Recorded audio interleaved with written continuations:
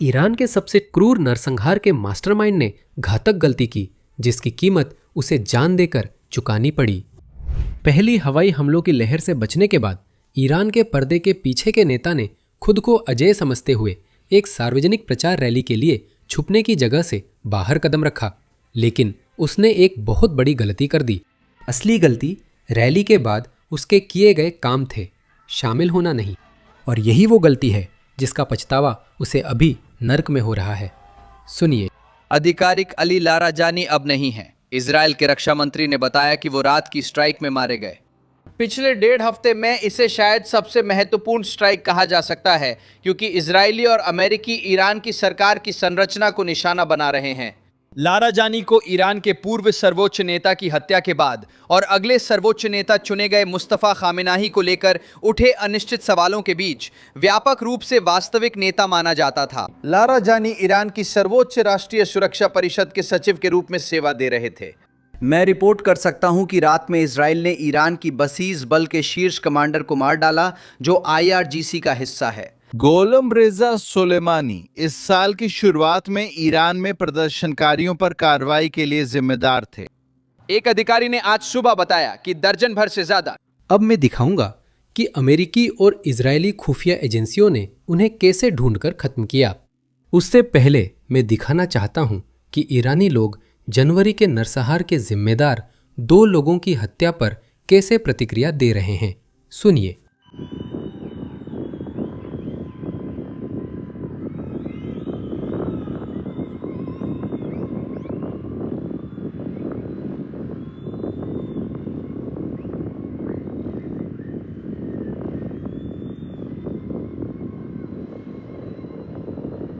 ये आपको सब कुछ बता देता है जो आपको जानना चाहिए कि उसने अपने ही लोगों के साथ क्या किया। देखिए, ईरानी लोग इसलिए जश्न मना रहे हैं क्योंकि अली लाराजानी 8 जनवरी और 9 जनवरी के नरसंहार का मास्टरमाइंड था। वे 2 दिन जब ईरानी बलों ने शासन की रक्षा के लिए 30 से 40 हजार शांतिपूर्ण प्रदर्शनकारियों का नरसंहार कर दिया था। असल में ये रिपोर्ट किया गया है कि लाराजानी ने ये नरसंहार चीन के तियानमेन स्क्वायर में 1989 में जो हुआ था उससे सीधा प्रेरणा लेकर किया था। उसने देखा कि चीनी कम्युनिस्ट पार्टी ने अपने छात्र प्रदर्शनकारियों पर टैंक चलाए और आज भी वह पार्टी जीवित है।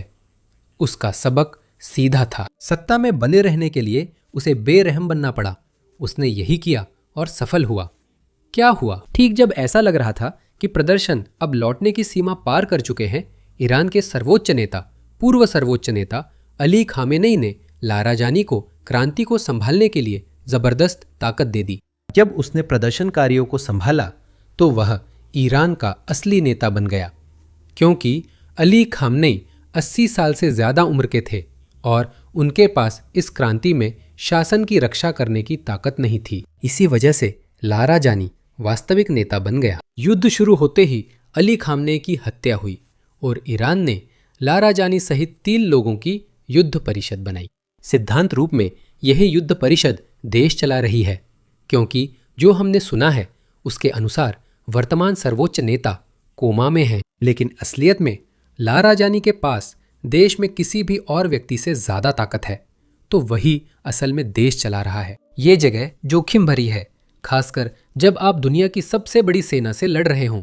इसलिए वो छुपा रहता है, क्योंकि उसे पता है ये खतरनाक है।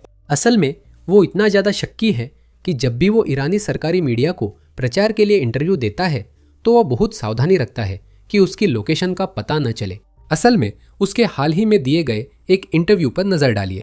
क्या आपने देखा कि कमरा पूरी तरह अंधेरे में था? वह अपनी लोकेशन की जानकारी देने से डरता था, बहुत सतर्क और शक्की था। दुर्भाग्यवश उसने एक बड़ी गलती की जिसका अब उसे पछतावा हो रहा होगा। वह गलती थी उसका सार्वजनिक रूप से आना। आप देखिए, 13 मार्च को लारिजानी अलकुद्स दिवस रैली मनाने के लिए बाहर आया था। हर साल इस दिन ईरान और शायद दुनिया में बड़ी रैली होती है। वो और दूसरे ईरानी नेता सार्वजनिक रूप से आए और मूल रूप से अमेरिका को ये बता रहे थे कि देखो, हम तुमसे नहीं डरते। अगर अमेरिका हम पर हमला करना चाहता है तो वो यहाँ हमला कर सकता है। लेकिन असलियत में मुझे लगता है हम सब जानते हैं कि ऐसा कभी होने वाला नहीं था। अमेरिका ईरानी नेताओं पर हमला नहीं करेगा जब वो आम जनता के बीच सार्वजनिक रूप से मौजूद हों।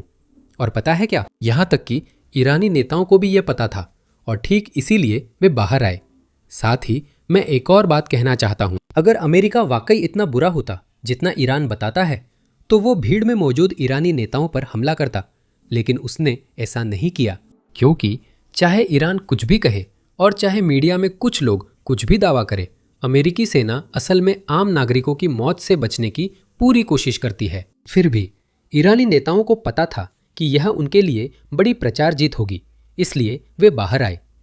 असल में हमने देखा कि कुछ ईरानी अकाउंट्स सार्वजनिक रूप से सामने आए और कहा कि यह इस बात का सबूत है कि अमेरिका के पास ईरान के ऊपर हवाई दबदबा नहीं है और ईरान की आक्रामक ताकत अब भी बहुत बहुत मजबूत है।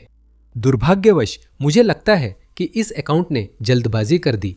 ईरानी नेताओं ने इस पर विचार नहीं किया था। देखिए, असली खतरा वास्तव में रैली में शामिल होना नहीं था। असली खतरा था सार्वजनिक रूप से दिखने के बाद फिर से छुपने जाना। हर कोई जानता है कि ईरान में हर जगह खुफिया अधिकारी, अमेरिकी और इजरायली जासूस मौजूद हैं।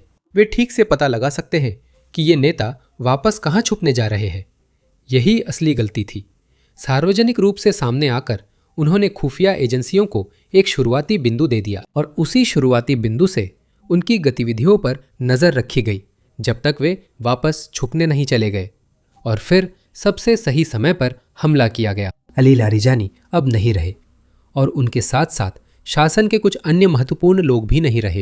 अब हम चर्चा करेंगे कि हमले का समय ये क्यों ज़रूरी है, क्योंकि विरोध फिर शुरू हो सकते हैं शायद जब आप ये वीडियो देखें। लेकिन उससे पहले मुझे एक मुद्दे पर बात करने दीजिए जिस पर बहुत से लोग ऑनलाइन बहस कर रहे हैं। कई लोग कह रहे हैं कि ये असल में बहुत बुरी खबर है क्योंकि इजराइल ने ही उन्हें मार गिराया है और संयुक्त राज्य अमेरिका असल में उन्हें ईरान का अगला नेता मान रहा था। देखिए, राष्ट्रपति ट्रंप इस बात को लेकर बहुत मुखर रहे हैं या सार्वजनिक रूप से कह चुके हैं कि वे ईरान में वेनेजुएला जैसी स्थिति चाहते हैं।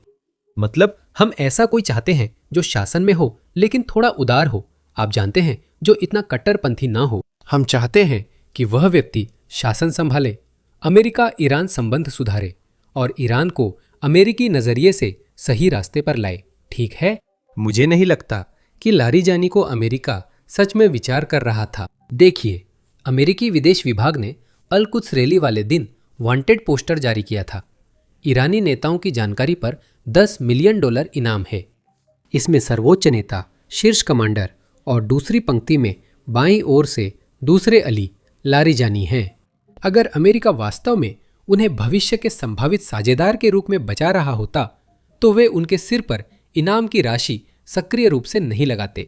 इसका मतलब ये नहीं है कि अमेरिका की नज़र में भविष्य के नेता माने जाने वाले कुछ लोग शुरुआती हमले में नहीं मारे गए, लेकिन वो उन लोगों में से एक नहीं है। और इसके अलावा यह पोस्टर हमें बहुत कुछ बताता है। सबसे महत्वपूर्ण बात यह हमें बताता है कि कौन इस पोस्टर पर नहीं है। वो है ईरानी राष्ट्रपति पेस्कजान, जिन्हें कई लोग उदारवादी मानते हैं। शायद इसी कारण उनका नाम पोस्टर पर नहीं है, लेकिन दुर्भाग्य से अभी उनके पास ईरान में असली सत्ता नहीं है। एक और व्यक्ति जिनका नाम पोस्टर पर नहीं है वे हैं ईरानी विदेश मंत्री, जो युद्ध शुरू होने से पहले अमेरिका से बातचीत कर रहे थे। विदेश विभाग के नजरिए से वे लक्ष्य नहीं है और शायद यह हमें कुछ बताता है। अब जैसा कि मैंने पहले कहा था, लारिजानी ही अकेले नहीं थे जिनकी कल रात हत्या हुई। एक और महत्वपूर्ण शख्सियत भी थी, लेकिन उससे पहले बस जल्दी से याद दिलाना चाहता हूं कि नीचे दिए गए लाइक और सब्सक्राइब बटन को जरूर दबाएं। ये वाकई में एल्गोरिदम में हमारी मदद करता है, खासकर जब हम ईरानी नेताओं की हत्या के बारे में बात कर रहे हैं। अब चलिए अगले व्यक्ति को देखते हैं। ये गोलेम रेजा सोलेमानी है, बसीज जनरल जिन्हें शासन का कसाई कहा जाता था। उन्हें भी कल रात उसी हमले में मार दिया गया जिसमें लारिजानी मारे गए थे। उनकी कमान में बसीज बलों ने जनवरी में शांतिपूर्ण प्रदर्शनकारियों का नरसंहार किया। उन्होंने ब्लैक साइट्स नामक यातना कक्षों का नेटवर्क भी चलाया है। उन्होंने बुनियादी स्वतंत्रता की मांग करने वाली महिलाओं और युवाओं के खिलाफ आक्रामक उत्पीड़न किया है और निहत्थे नागरिकों के खिलाफ नियमित रूप से असली गोलियों का इस्तेमाल किया है। हाँ, ईरानी जनता खुश है कि वो अब नहीं रहा। इस हत्या में विडंबना ये है कि कुछ दिन पहले ही उन्होंने सार्वजनिक रूप से कहा था कि इजराइल 10 दिनों से ज्यादा लड़ नहीं सकता। सुनिए। ज़ायोनिस्ट शासन के पास एक बड़े युद्ध के पैमाने पर 10 दिनों तक लड़ने की क्षमता है। यही आक्रामक अमेरिका, जिसके पास दुनिया की सैन्य शक्ति का 50% से अधिक है, एक बड़े क्षेत्रीय युद्ध के पैमाने पर 1 महीने तक लड़ने की क्षमता रखता है। ये वही गणनाएं हैं जो उन्होंने खुद की हैं और घोषित की हैं। और पता है क्या, कल युद्ध के 14वें दिन इजरायली बलों ने उन्हें मार दिया। तो मेरा मानना है कि उनका गणित शायद बहुत अच्छा नहीं था, क्योंकि वे इजराइल की इस युद्ध को जारी रखने की क्षमता का सही अंदाजा नहीं लगा पाए थे। अब आइए इन हत्याओं के समय की बात करें। यह भी महत्वपूर्ण है। आज रात ईरान में जब आप इसे देखेंगे वो पहले से ही हो रहा होगा। आज रात आग का त्योहार नामक पारंपरिक फारसी त्योहार मनाया जा रहा है, जो फारसी वर्ष के अंतिम बुधवार की पूर्व संध्या पर होता है। इस त्योहार के दौरान लोग सड़कों पर निकलते हैं और इस उत्सव को मनाते हैं। कई लोग मानते हैं कि लोग इस त्योहार से ईरान में विरोध फिर शुरू कर सकते हैं। अब मैं स्पष्ट करना चाहता हूं, यह सिर्फ एक भविष्यवाणी है और आमतौर पर वे गलत होती है। सोचिए, इस स्थिति के सच होने से कौन वाकई चिंतित है? शासन।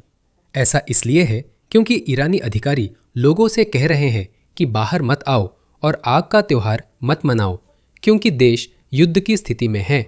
इसके अलावा बसीज और IRGC बल नागरिक इलाकों में पूरी तरह हथियारों से लैस सड़कों पर हैं और लोगों से कह रहे हैं कि अगर कोई भी किसी भी कारण से इकट्ठा होता है तो उनके पास गोली चलाने के आदेश हैं। शासन निश्चित रूप से आज रात के लिए तैयारी कर रहा है और इसका मतलब है कि हम आपको ज़रूर अपडेट करते रहेंगे कि क्या होता है। तो नीचे दिए गए सब्सक्राइब बटन को ज़रूर दबाएं और मैं आपसे अगले वीडियो में मिलूंगा।